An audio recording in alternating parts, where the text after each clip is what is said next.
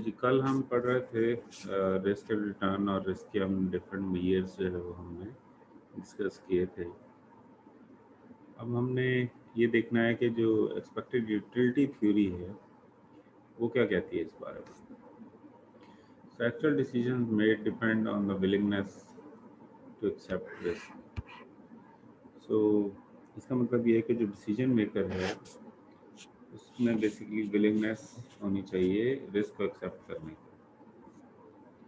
So expected utility theory allows for different attitudes towards risk taking and decision making.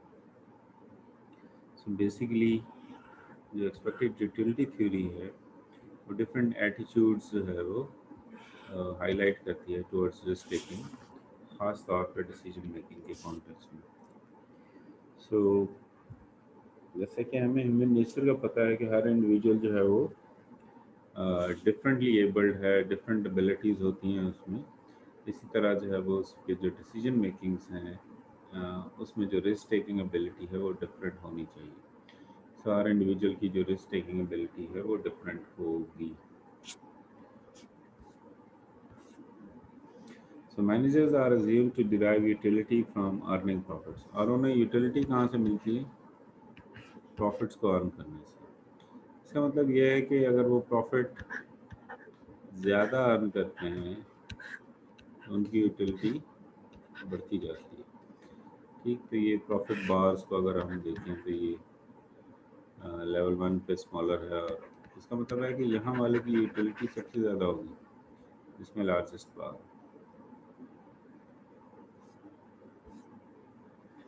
So managers make risky decisions in a way that maximizes the expected utility of profit outcomes.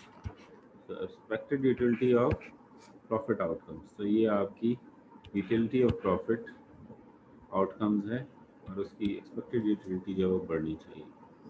इसका मतलब ये है कि utility of profit 1 उसकी respective probability से multiply की जाए,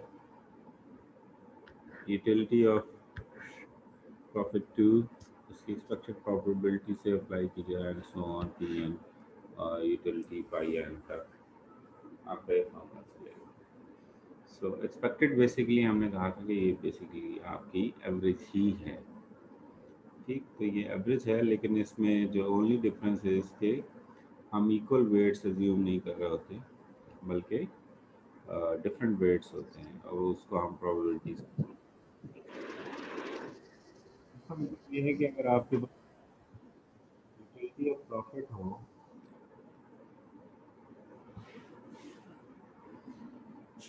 ठीक,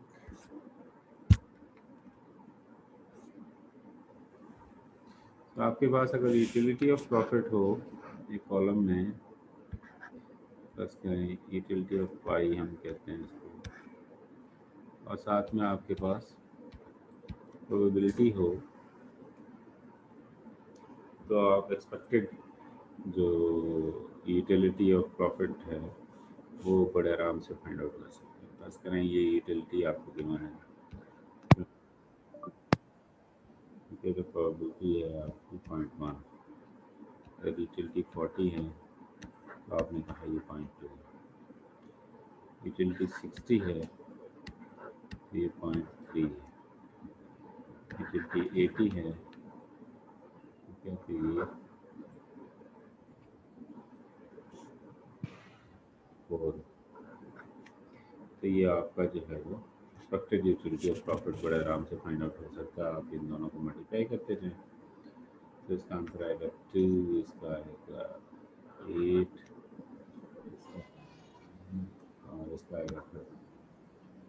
सबको आप ऐड कर लें तो आपके पास एक्सपेक्टेड यूटिलिटी ऑफ प्रॉफिट्स कितना है जी 50 60 आ जाएगा। एक्सपेक्टेड यूटिलिटी ऑफ प्रॉफिट्स जो है वो बेसिकली 60 है। So utility function measures utility associated with a particular level of profit. So हमने यही एग्जांपल लिया कि ये पर्टिकुलर लेवल ऑफ प्रॉफिट है उसके साथ जो यूटिलिटी एसोसिएटेड है वो 20 है। ठीक, सो यहाँ पे अगर मैं सिर्फ प्रॉफिट्स की बात करूँ तो प्रॉफिट्स की बेस पे वो यूटिलिटी डिराइव हो रही है। फर्स्ट करें यहाँ पे प्रॉफिट है 10,000, यहाँ है 20,000, यहाँ है 30,000 और यहाँ है 40। ठीक, तो उसकी बेसिस पे यूटिलिटी आई, यूटिलिटी की हमें प्रोबेबिलिटीज़ पता थी, तो हम उनका जो मल्टीप्लायर है यानी P I multiplied by utility of Y I. ठीक, तो ये और उसको सम कर दिया तो हमारे पास expected value of utility of profit outcome आ जाए। सो जो आपका यूटिलिटी फंक्शन है, it measures utility associated with a particular level of profit. It is basically an index to measure level of utility received for a given amount of earned profit. ठीक, तो वो index आपको पता हो तो आप बड़े आराम से expected utility of outcome, profit outcome जो है वो फाइंड आउट कर सकते हैं।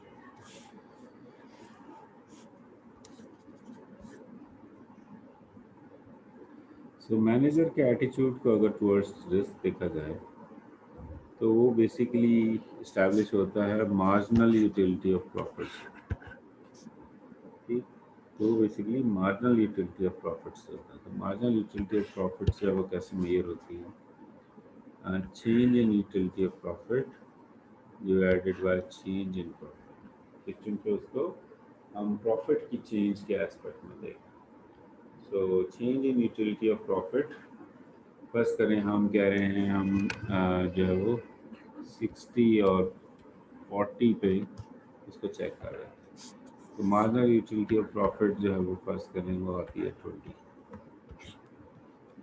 और चेंज इन प्रॉफिट की अगर हम बात करें तो चेंज इन प्रॉफिट हमने कहा था कि फर्स्ट करें 20 पे जो है वो 10,000 प्रॉफिट आता है, 40 पे इसका मतलब है 20,000,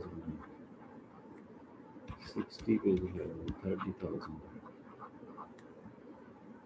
और 80 पे जो है वो 40,000। तो इसका मतलब ये है कि जब हम कहते हैं चेंज इन यूटिलिटी तो चेंज इन यूटिलिटी का हमारे पास 20 ही है। चेंज इन प्रॉफिट्स कितना, वो बेसिकली आपका इस लेवल पे अगर आप देखें तो वो 10,000, 20 बाई 10,000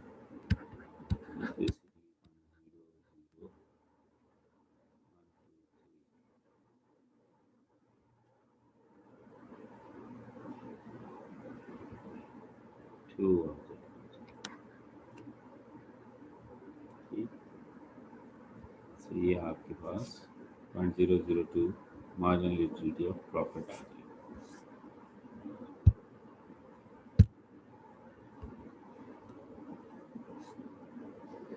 सो मार्जिनल यूटिलिटी इसका मतलब ये है कि it is basically the slope of utility curve. Utility curve की स्लोप भी है, डिटरमिन्स एटीट्यूड टुवर्ड्स रिस्क। सो ये आपका बेसिकली एटीट्यूड टुवर्ड्स रिस्क कहलाएगा कि आप कितना किस तरह का एटीट्यूड रखते हैं, कि आप रिस्क लेते हैं या आप रिस्क नहीं लेते, या आप रिस्क लेते हैं तो बहुत ज़्यादा लेते हैं या आप रिस्क लेते हैं तो मॉडरेट लेते हैं। तो ये नंबर ऑफ़ वेज में आपको एक क्वान्टिफाइबल नंबर आ गया, यानी इसका नंबर जो है वो जैसे था हमारे पास 0.002, ये नंबर जो है वो फर्स्ट करें आता है 0.05, ये नंबर आता है 0.02, 0.2। अब इन तीनों के रिस्क लेवल्स में डिफरेंस है, यहाँ डिफरेंस है, यहाँ डिफरेंस है। तो यहाँ पे जो मैनेजर है उसका जो एटीट्यूड टुवर्ड्स रिस्क है वो डिफरेंट होगा हर लेवल पे। सो तीन तरह के मेजर जो है एटीट्यूड हमारे सामने आते हैं। सबसे पहले जिसे हम कहते हैं रिस्क अवर्स, जिसमें रिस्क हो उसको हम अवॉइड करने की कोशिश करते हैं। तो अगर रिस्क की बात करें तो रिस्क तो हर हाल में आपको फेस करना पड़ता है। फिर आपकी कोशिश ये होती है कि अच्छा जहाँ पे रिस्क जो है वो मिनिमल हो, कम से कम रिस्क हो, तो मैं उसको अडॉप्ट करूँ।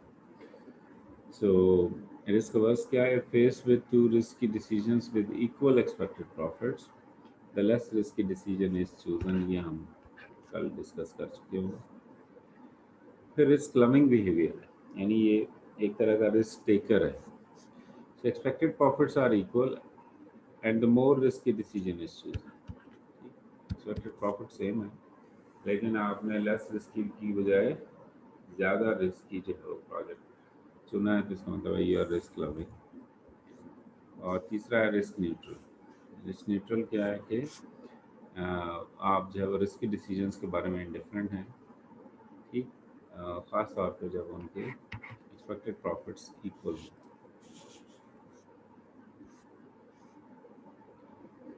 सो अब देखिए, अगर इसको हम मार्जिनल यूटिलिटी ऑफ प्रॉफिट के साथ रिलेट करें तो तीन एलिमेंट्स आएंगे हमारे सामने। डिमिनिशिंग मार्जिनल यूटिलिटी है, प्रॉफिट्स की डिमिनिशिंग हो, यानी डिक्लाइन पे हो।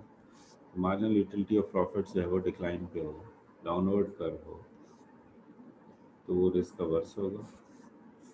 अगर increasing marginal utility of profits हो, यानी उसकी कर्व ऐसे हो, तो वो रिस्क लविंग होगा। और अगर कांस्टेंट हो एम यू, जो मार्जिनल यूटिलिटी ऑफ प्रॉफिट्स है, तो वो रिस्क न्यूट्रल होगा। ठीक, तीन एलिमेंट्स आ गए हमारे पास। रिस्क अवर्स होते हैं इन्वेस्टर्स या मैनेजर्स, रिस्क लविंग होते हैं या रिस्क न्यूट्रल होते हैं। सो रिस्क अवर्स कौन है? जिसमें उसने रिस्क को अवॉइड करना है, अब वो ऑप्शन चूज़ करनी है जिसमें रिस्क मिनिमम है। रिस्क लविंग कौन सा है? जिसमें आपको ज़्यादा रिस्क वाली ऑप्शन चूज़ करनी है।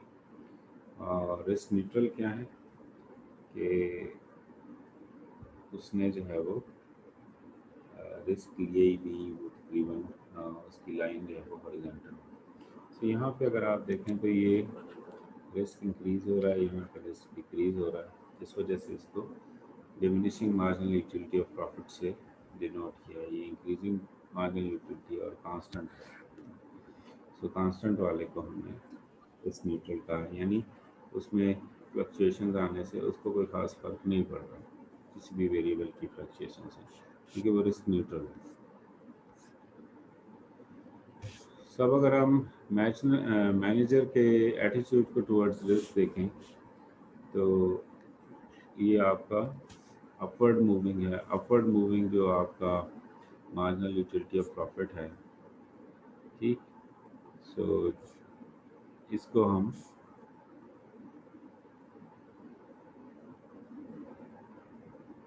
रिस्क लविंग है। यूटिलिटी मैक्सिमाइज हो रही है, प्रॉफिट इंक्रीज हो रहा है, तो ये डिमिनिशिंग तो नहीं होगा, ये तो डिमिनिशिंग की एग्जांपल नहीं होगी। अच्छा, इसको डायग्राम को देखते हैं, शायद इसमें अच्छा हाँ और भी ऑप्शन हैं इसमें। तो यहाँ पे जो है वो आपका देखेंगे प्रॉफिट आपका 100,000 पे है, तो आपकी मार्जिनल यूटिलिटी जो है वो 40 पे है। सो 150,000 पे जब जाती है तो मार्जिनल यूटिलिटी आपका 50 पे आ जाता है। इसका मतलब ये है कि प्रॉफिट जो है वो आपका इंक्रीज़ हो रहा है। तो इंक्रीजिंग में ये डिमिनिशिंग तो नहीं होगा, increasing marginal utility of profit होगा। सो इस ग्राफ के जो डिस्क्रिप्शन है उसमें ये गलत लिखा हुआ है। So increasing M U profit होगा। ठीक, तो ये तीनों ए बी सी पॉइंट्स आपके डिफाइन हो गए।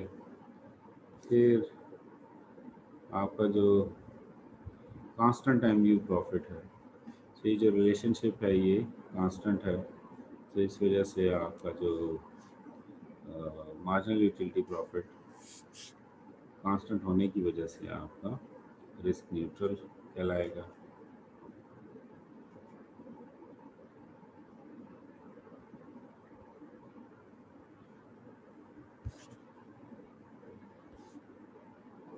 सो आपके ये जो यूटिलिटी इंडेक्स वैल्यूज़ हैं वो डिफरेंट हैं। 50 पे 15 है, 100 पे 30 है और 50 पे 45। तब अगर आप इसमें जंप की बात करें, जंप जो है वो कांस्टेंट है, इस वजह से हम उसको कांस्टेंट कह रहे हैं। सो इसी रेशो को अगर हम इस तरफ देखें पिछली डायग्राम में, तो शायद उसने ठीक बनाई हो, हम उसको देख लेते हैं। हाँ देखें इसमें यूटिलिटी जो है वो पहले जो डिफरेंस है वो यूटिलिटी इंडेक्स में वो ज़्यादा है और फिर ये कम है, तो इस वजह से ये डायग्राम ठीक है और ये डिमिनिशिंग की होगी क्योंकि मार्जिनल प्रॉफिट डिमिनिश हो रहा है ना। सो मार्जिनल प्रॉफिट डिमिनिश यूटिलिटी के कॉन्टेक्स्ट में होगा। तो यूटिलिटी आपकी डिमिनिशिंग है, यानी पहले 15 का डिफरेंस है, फिर 10 का डिफरेंस है, फिर लेट से 5 का डिफरेंस आता है, फिर 2 का या 1 का वटेवर। तो आपका जो यूटिलिटी है वो बेसिकली डिमिनिश हो रही है।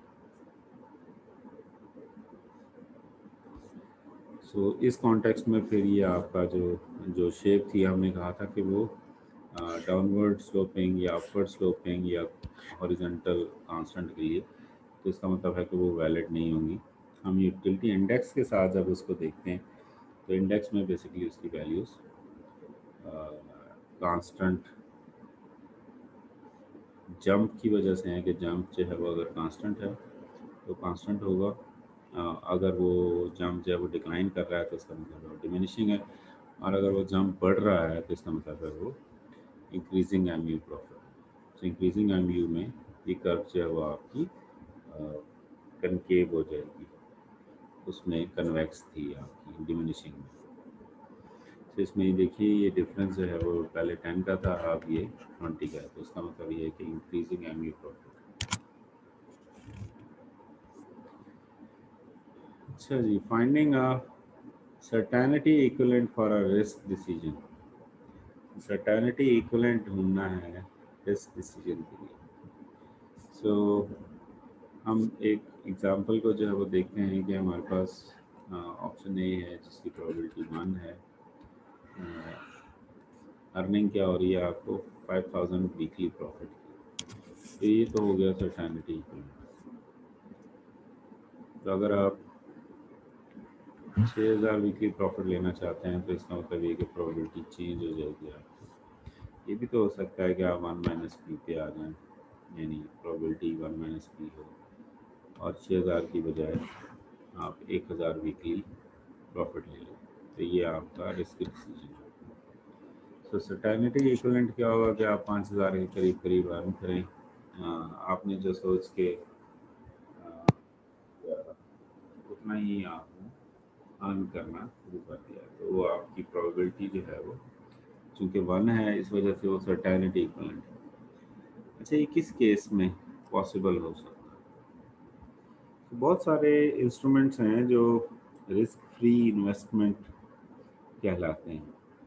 तो रिस्क फ्री इन्वेस्टमेंट्स फर्ज करें आपने गवर्नमेंट बॉन्ड्स में इन्वेस्ट कर दिया है, टी बिल्स में इन्वेस्ट कर दिया है, ठीक, गवर्नमेंट सिक्योरिटीज जितनी भी हैं, तो उनमें विद सर्टेनिटी आपको जो प्रॉमिस किया गया है वही आपको इनकम मिलती है। तो वहाँ प्रोबेबिलिटी आपकी 1 है, इसका मतलब है वो तो आपको मिलेगा ही मिलेगा। तो वो risk free rate of return. लेकिन जैसा कि कैपम में जो कैपिटल एसेट प्राइसिंग मॉडल है उसमें आप देखते हैं कि रिस्क फ्री आपका लॉक्ड इन रिटर्न ज़रूर है, लेकिन हर एसेट कोई ना कोई रिस्क बियर करता है। तो वो रिस्क प्रीमियम जो है वो पॉजिटिव हो तो आपका रिटर्न बढ़ जाएगा जैसे इस केस में, और अगर वो रिस्क प्रीमियम नेगेटिव हो तो आपका रिटर्न कम हो जाएगा। तो ये बेसिकली एक बहुत ज़्यादा रिस्की डिसीजन है। इसकी वजह क्या है? इसके कॉन्टेक्स्ट में अगर आप देखें कि आप रिस्क ना लेके 5000 कमा रहे हैं, रिस्क लेके आप बड़ी मुश्किल से 6000 पे जा रहे हैं, ठीक, तो कोई ड्रास्टिक चेंज नहीं है प्रॉफिट में। तो यहाँ पे मार्जिनल यूटिलिटी प्रॉफिट की वो बहुत कम होगी। इसका मतलब ये कि प्रोबेबिलिटी जो साइन होगी 6000 को वो बहुत थोड़ी होगी, जिसकी वजह से आपका जो ओवरऑल रिटर्न है शायद वो 5000 के भी इक्वलेंट ना रहा है, 5000 से भी नीचे आ जाए। तो अगर मैनेजर के यूटिलिटी फंक्शन ऑफ प्रॉफिट को देखें तो ये यहाँ पर यूटिलिटी इंडेक्स है वो अपवर्ड कन्वेक्स शेप में आपके सामने आता है। तो 1000 प्रॉफिट पे आप यहाँ खड़े हैं और लेट से 6000 के प्रॉफिट पे आप यहाँ खड़े हैं। सो हर प्रोबेबिलिटी पे देखिए आपका जो प्रॉफिट का वैल्यू है वीकली प्रॉफिट वो डिफरेंट है, यानी 1000 से आप 6000 तक जा सकते हैं, ठीक। लेकिन जब आपका जो प्रोबेबिलिटी थी वो 0.5 थी, तो आप कहाँ खड़े थे? 2000। 0.7 थी तो 3000। 0.85 पे 4000, 0.95 पे 5000, और सारी की सारी प्रोबेबिलिटी अगर उसको असाइन कर दें तो 6000 जो है वो आपको मैक्सिमम प्रॉफिट हो सकता है। अच्छा, अब एक कॉन्सेप्ट है एक्सपेक्टेड यूटिलिटी प्रॉफिट्स का। So according to expected utility theory, decisions are made to maximize the manager's expected utility of profits. Decisions ऐसे किए जाते हैं कि आपकी जो मैनेजर की एक्सपेक्टेड यूटिलिटी ऑफ प्रॉफिट्स हो वो मैक्सिमम हो या मैक्सिमाइज हो। So such decisions reflect risk taking attitudes. So ऐसे decisions obviously risk taking attitudes को शो करती हैं। Generally differ from those reached by decision rules that do not consider risk. So obviously इस attitude में बहुत ज़्यादा difference है as compare to जो स्पेसिफाइड डिसीजन रूल्स हैं, जो डायरेक्ट करते हैं किसी भी मैनेजर को कि आपने उसमें रिस्क नहीं लेना।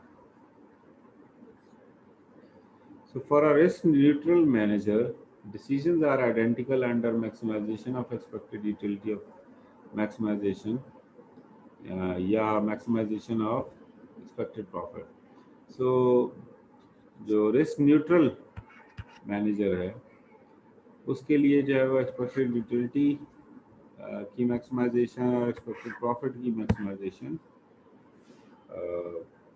सेम डिसीजंस पे बेस्ड है। So coming to decisions under certainty, so with uncertainty, decision science provides little guidance. Four basic decision rules are provided to aid managers in analysis of uncertain situations. चार basic decision जो है वो आपको इसमें provide किए गए हैं ताकि मैनेजर्स की मदद की जा सके अनसर्टन सिचुएशंस में। तो चार रूल्स के हैं। पहला तो है मैक्सी मैक्स रूल। तो मैक्सी मैक्स ये दो एलिमेंट्स हैं। तो identify best outcome for each possible decision. So पहले तो आपने बेस्ट आउटकम चूज करनी है हर पॉसिबल सिचुएशन के लिए या डिसीजन के लिए। चूज डिसीजन विद मैक्सिमम पे ऑफ, और आप वो डिसीजन चूज करें जिसमें आपको सबसे ज़्यादा बेनिफिट हो। फिर मैक्सी मिन रूल है। मैक्सी मिन रूल क्या कह रहा है? आइडेंटिफाई वर्स्ट आउटकम, उसमें हमने बेस्ट आउटकम आइडेंटिफाई की थी। यहाँ पे worst outcome for each decision and choose decision with maximum worst पे ऑफ, और वो डिसीजन लें जिसमें आप मैक्सिमम जो सबसे बुरा रिजल्ट आने वाला है उसको चूज करें। तो ये मैक्सी मिन रूल होगा। फिर मिनी मैक्स रूल क्या है? इसको रिग्रेट रूल भी कहते हैं। Determines potential worst potential regret associated with each decision. So सबसे बुरा जो आपका पोटेंशियल रिग्रेट है हर डिसीजन के साथ उसको डिटरमिन करें।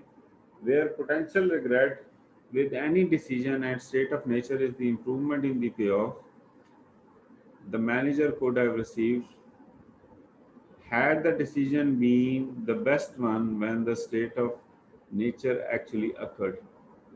So अगर आप बेस्ट डिसीजन उस वक्त करते हैं और उसकी वजह से जो है वो आपकी कोई कोई कोई जो इम्प्रूवमेंट है रिजल्ट में, सॉरी रिटर्न में, तो वो आपको बेहतर करती है। तो इसमें करना क्या है? Manager chooses decision with minimum worst potential regret. So आपने वो डिसीजन चूज करना है जिसमें पोटेंशियल रिग्रेट के चांसेस मिनिमम हो। ठीक, तो सबसे बुरे रिजल्ट्स में और उसमें रिग्रेट्स में से सबसे बेस्ट ऑप्शन आपने जिसमें minimum worst potential regret. So equal probability rule क्या है? It assumes each state of nature is equal likely to occur and compute average payoff for each. Choose decision with highest average payoff, जिसका सबसे ज़्यादा average पे of होगा, उसको हम choose करें।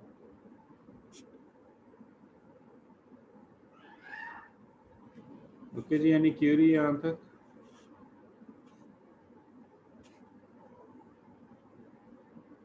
No sir.